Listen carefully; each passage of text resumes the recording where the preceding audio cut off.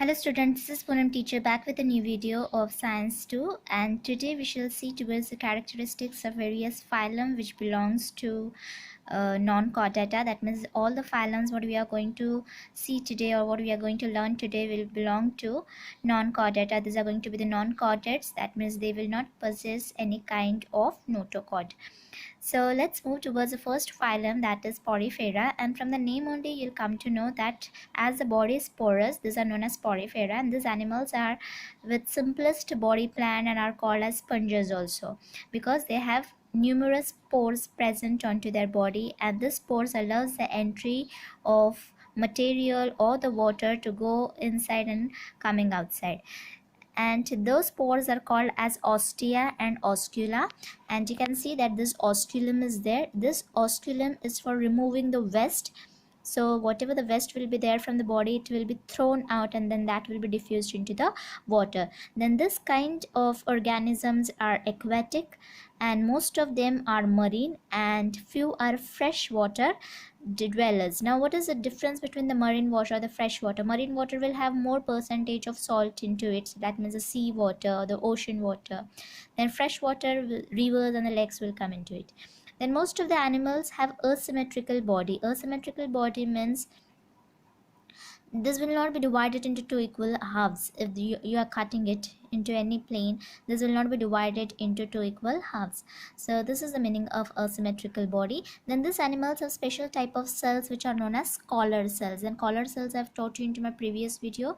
Go through the video properly and watch various parts of collar cells. Then these animals are always attached to the substratum and hence they do not show locomotion. Now this is the substratum to which these animals are attached, and that is why this will not show any kind of locomotion, and that is why these are referred as sedentary animals.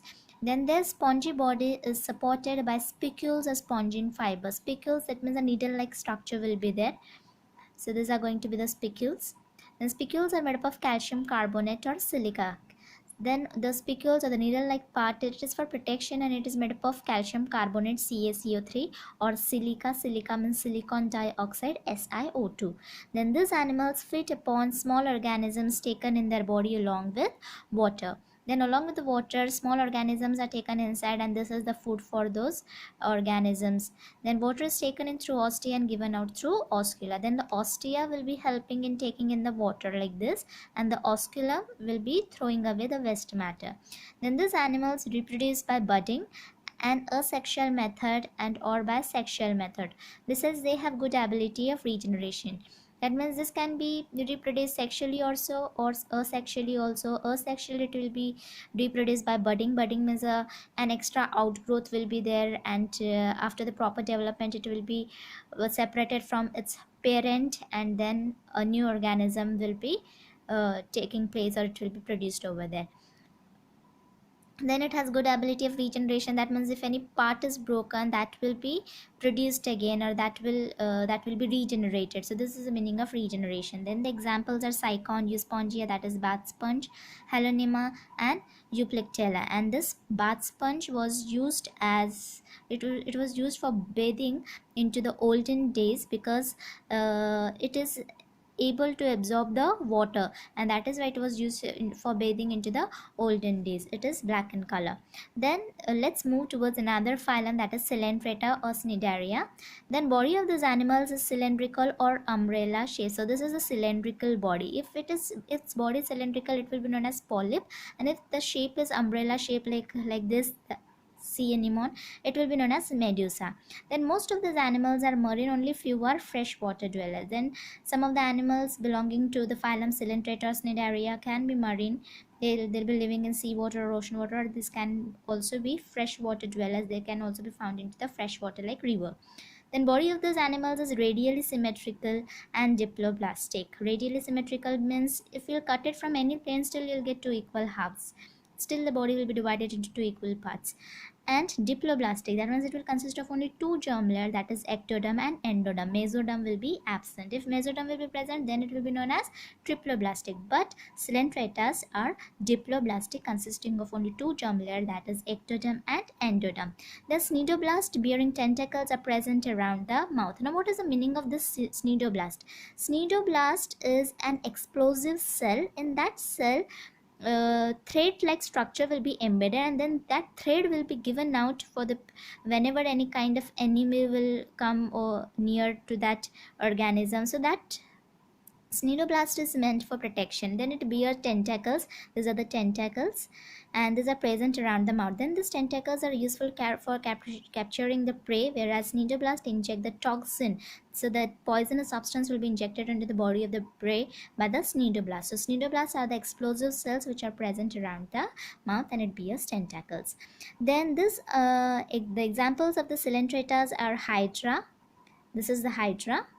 Then Adamsia, sea anemone, this is a sea anemone.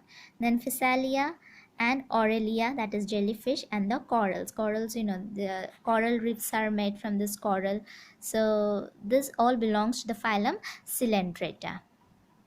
Then again the reproduction will take place by budding, and a new bird will come, and then it will be separated from the parent hydra, and then a new hydra will come into existence. So asexual reproduction will take place by budding.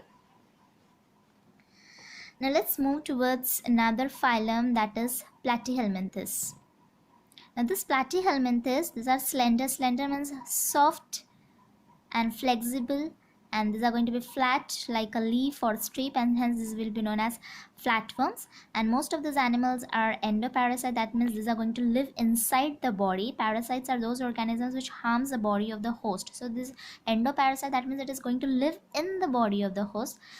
While few of the species can be free living, this will live outside the body of the host, and this can be aquatic. Then body is acoelomate without any body cavity, and bilaterally symmetrical, that means from the central plane it can be divided into two equal halves. Then there's a triploblastic consisting of three germ layers, endoderm, ectoderm and mesoderm. And these animals are hermaphrodite. Hermaphrodite means both the male and the female reproductive system will be present into the same animal. Then the examples are planaria, liver fluke and tapeworm. So you can see the structure of liver fluke over here. It is having a mouth or oral sucker. Then this genital aperture, these are for the reproduction. This is the ventral sucker. Then this is a leaf-like body, and this is the excretory pore for removing the waste. Then this planaria, the tapeworm, these are all belongs to the phylum Platyhelminthes. So rest of the things we shall study into next video. Till then, have a knowledgeable day. Thank you.